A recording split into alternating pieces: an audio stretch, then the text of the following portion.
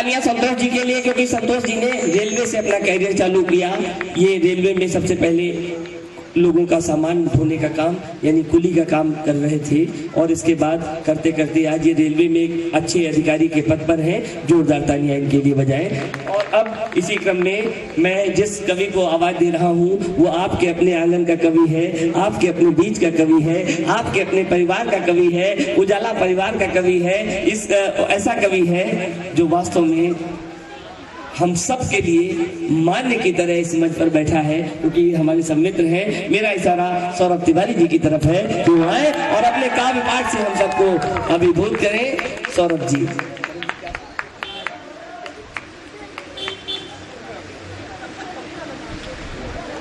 ज्ञान की अधिष्ठात्री देवी वीणा पाणी महाशारदे को नमन करता हूँ, मंच को प्रणाम करता हूँ, आप सबकी गौरवमय उपस्थिति को प्रणाम करता हूँ। मुझे काफी भय लग रहा था कि संचालक महोदय कहीं ये बता न दें कि मैं इस परिवार का दामाद हूँ, और उन्होंने वही काम कर दिया। क्योंकि पिछले कुछ समय से देश के अंदर जो परिस्थितियां चल रही हैं, हमारे एक राष्ट्रीय दामाद हैं, उन्होंने दामाद एसोसिएशन की साख को बड़ा बट्टा लगाया है। तो लेकिन जब उन्होंने बता ही दिया है, मैं ऐसा कोई काम नहीं करूंगा। मेरा संयोग भी है कि जो नेशनल दामाद हैं उनके भी साले का नाम राहुल है और हमारे भी साले का नाम राहुल। लेकिन मेरी खुशनसीबी है कि मेरी सास का नाम सोनिया नहीं है। अभी मैंने संचालक महोदय पूछ रहे थे कि आप क्या पढ़ेंगे। किसी ने बताया है, इन्हें सूचित किया है कि मैं श्रृंगार पढ़ता हूँ। वैसे तो मैं इस मंच का एक बहुत ही छोटा हस्ताक्षर हूँ। आपने अभी बड़े बड़े कवियों को यहाँ पर सुना, उनके काफी प्रयोग आपके सामने आए। अब अपनी थोड़ी अनुभवहीनता आपके सामने रखना चाहूंगा, क्योंकि अभी तक मैं अपने दोस्तों के बीच में, अपने परिवार के बीच में कविताएं पढ़ता रहा हूँ और मुझे बहुत प्रेम मिला है उनके बीच में। उनसे जो विश्वास मिला है, उस विश्वास के साथ मैं मंच पर आकर कविता पढ़ने की हिम्मत जुटा पाया हूँ। लेकिन आज शैली को थोड़ा चेंज करूंगा, क्योंकि पिछले कुछ समय से, कुछ वर्षों से मैंने देश के अंदर हो रही कुछ घटनाओं को देखा। मन बड़ा व्यथित हुआ, मन में एक आक्रोश जगा, और जब मन के अंदर एक तीक्ष्ण मंथन हुआ तो एक स्वयंभू कविता अस्तित्व में आई। मैं सोच रहा था कि वो कविता मैं कैसे सुनाऊंगा। एक श्रृंगार का कवि, एक शांत कवि आक्रोश की कविता को कैसे सुना सकता है। कभी वसीम साहब की दो पंक्तियां हमारे सामने आई कि उसूलों पे जो आँच आए तो टकराना जरूरी है, उसूलों पे जो आँच आए तो टकराना जरूरी है, जो हो जिंदा तो फिर जिंदा नजर आना जरूरी है।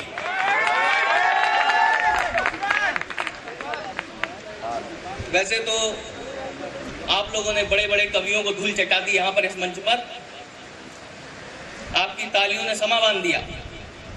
रचना कितनी भी अच्छी हो, लेकिन आपने कसम खा ली कि हम ताली नहीं बजाएंगे। लेकिन ऐसा मत करिएगा, मैं एक अनुभवहीन कवि हूँ, ये तो अपनी स्टेयरिंग को संभालना जानते हैं, लेकिन अगर मैं बहका तो एक्सीडेंट हो जाएगा, और चूंकि मैं इस परिवार का दामाद हूँ, मुझे बचाना आपका कर्तव्य है। तब मैं अपना आक्रोश पढ़ता हूँ आपके सामने। अभी पत्रकारिता के मंच पर खड़ा होकर कहता हूं कि मीडिया ने पिछले कुछ समय में एक लफंगे को हीरो बना दिया हिंदुस्तान के अंदर। कन्हैया को हीरो की तरीके से पेश किया गया इस हिंदुस्तान के अंदर। इससे बड़ा दुर्भाग्य इस देश का हो ही नहीं सकता। एक फैशन चला है पिछले कुछ समय कि राष्ट्र, राष्ट्रगान, राष्ट्रगीत, राष्ट्रपिता, इनको अपमानित किया जा रहा है हिंदुस्तान में। ये कैसा हिंदुस्तान हो गया है हमारा? आतंकियों को सम्मानित कर रहे हैं, सैनिकों को अपमानित कर रहे हैं। तब अपना आक्रोश पढ़ता हूं। अगर पसंद आए तो अपनी तालियों से सूचित करना कि जब भारत मां की छाती पर हाफिज अभिनंदित होता है, जब भारत मां की छाती पर हाफिज अभिनंदित होता है। अफजल जैसा आतंकी जब महिमा मंडित होता है, जब भारत माँ की छाती पर हाफिज अभिनंदित होता है, अफजल जैसा आतंकी जब महिमा मंडित होता है, और जब शहीद की तुलना कुत्ते से नेता कर जाता है। पिछले कुछ समय में देखा मैंने, मेजर शहीद संदीप उन्नीकृष्णन, उनके घर पर एक नेताजी जाते हैं। अगर भावनात्मक रूप से एक शहीद के माँ बाप आपको तिरस्कृत करते हैं तो इतना उत्तेजित होने की कौन सी बात है कि आप ये कहेंगे कि अगर तुम्हारा लड़का ना मरा होता तो तुम्हारी चौखट पे कुत्ता तक ना आता। राजनीति में रहकर लोकतंत्र की महिमा समझ लीजिए नेताजी, क्योंकि जब लोकतंत्र दिखाने का समय आता है तो ये जनता सब बता देती है कि कौन शहीद है और कौन कुत्ता।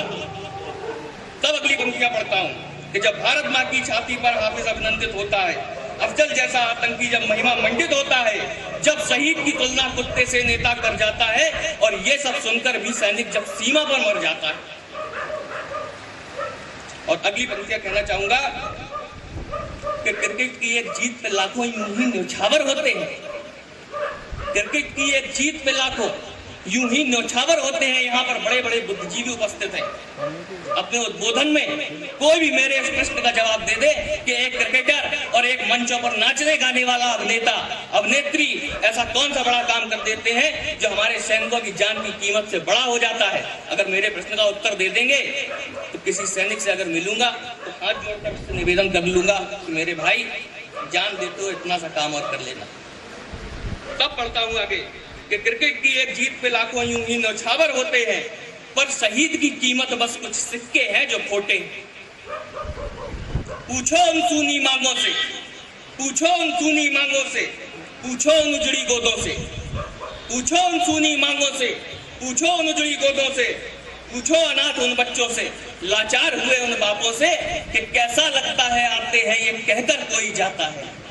कैसा लगता है आते हैं ये कहकर कोई जाता है, और फिर एक रोज तिरंगे में लिपटा ताबूत के अंदर आता है।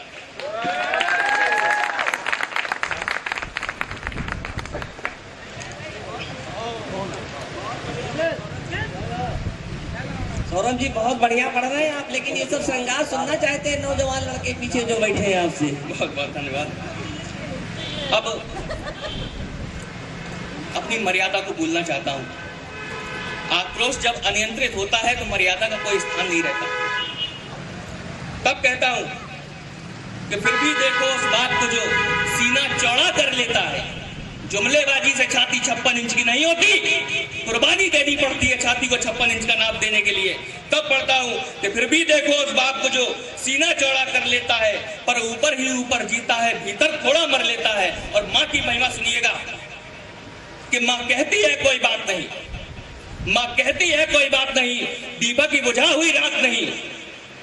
और अगली पंक्तियों में अगर छाती में फटन पैदा हो जाए तो तालियों से सूचित करना, संख्या मायने नहीं रखती, उत्साह मायने रखता है कि माँ कहती है कोई बात नहीं, दीपक की बुझा हुई रात नहीं, अब पोते को दूध पिलाऊंगी, दुश्मन का सूद चुकाऊंगी। बहुत अच्छे, वाह वाह वाह, बहुत अच्छे।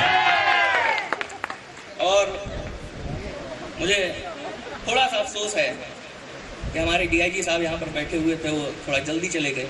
मैं प्रशासन के सम्मान में 2 पंक्तियां पढ़ना चाहता था कि माँ कहती है कोई बात नहीं, दीपक की बुझा हुई रात नहीं, अब पोते को दूध पिलाऊंगी, दुश्मन का सूद चुकाऊंगी। और जब ऐसे मर्म पे पत्थर भी फूट फूट कर रोता है, जब ऐसे मर्म पे पत्थर भी फूट फूट कर रोता है, तब भी अपना प्रशासन घोड़े बेच के सोता है। बहुत बढ़िया भैया, बहुत बढ़िया। मर्यादा की सारी सीमाएं तोड़ते हुए मैं आगे बढ़ना चाहता हूं कि जब एक नेता का दल्ला भी जो मुंह आए कह लेता है, जब एक नेता का दल्ला भी जो मुंह आए कह लेता है, पर धन्य है वो जो कुलदीपक देकर भी सब सह लेता है। और क्या औकात किसी नेता की जो, क्या औकात किसी नेता की जो बेटे को सीमा पर भेजे, उस खून में वो तासीर कहां दुश्मन के वारों को झेले।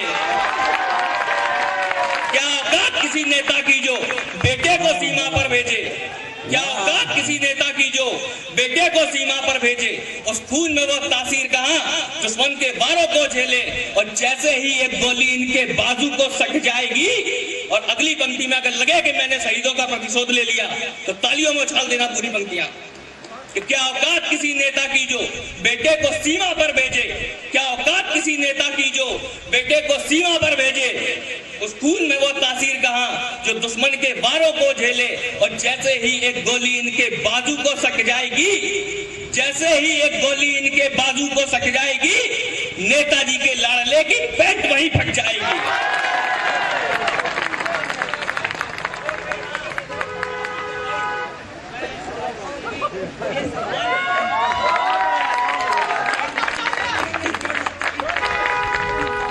और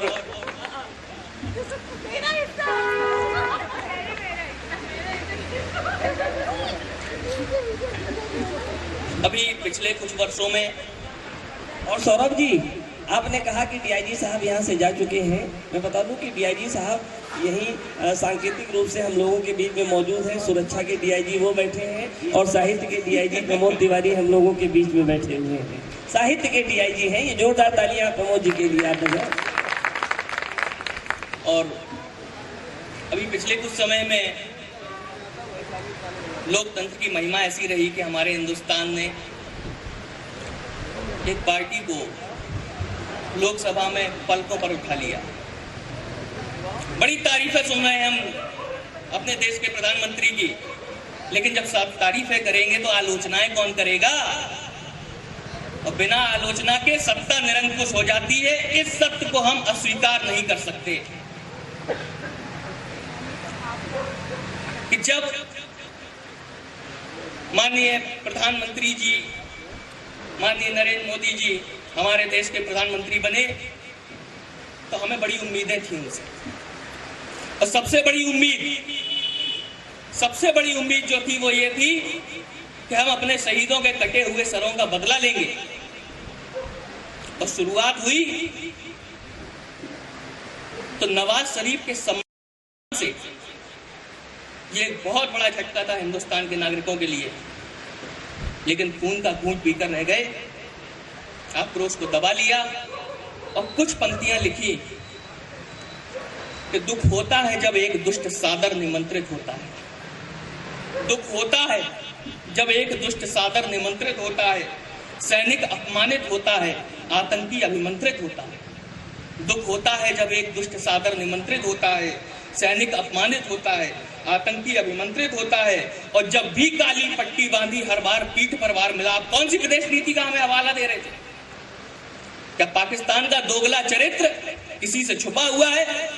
इतिहास गवाह है कि पाकिस्तान के चरित्र में कितने छेद हैं। तब अपनी अंतिम पंक्ति पढ़ता हूं और आप सबका आशीर्वाद चाहता हूं कि दुख होता है जब एक दुष्ट सादर निमंत्रित होता है, सैनिक अपमानित होता है, आतंकी अभिमंत्रित होता है, और जब भी काली पट्टी बांधी हर बार पीठ पर वार मिला।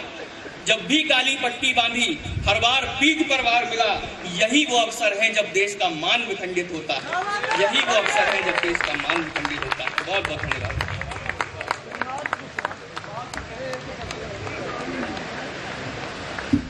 बहुत बढ़िया, बहुत अच्छी पंक्ति पढ़ी आपने। दो पंक्तियां आपके लिए मैं कहता हूं कि निसंदेह आपके पास जो लेखनी है, आपके जो विचार हैं, अगर आप हम लोगों के बीच में इसी तरीके आएंगे तो कानपुर उजाला परिवार बहुत ही जल्दी देश को एक बहुत शीर्ष कवि देने जा रहा है, सौरभ तिवारी की शक्ल में। आपके वाक्य में दो पंक्तियां ऐड करता हूं साहब। पूछता हूं आप लोगों से कि चिता की राख की चुटकी तलक नहीं बजती, चिता की राख की चुटकी चुटकी चुटकी चुटकी चुटकी चुटकी चुटकी चुटकी तलक नहीं बजती। वतन की चाह में इतने मुरीद होते हैं, वतन की चाह में इतने इतने इतने इतने इतने मुरीद होते हैं, और सभी से पूछ रही है ये देश की माटी, क्यों नहीं जंग में नेता शहीद। सौरभ जी बहुत बहुत बधाई आपको। और अब मैं भाई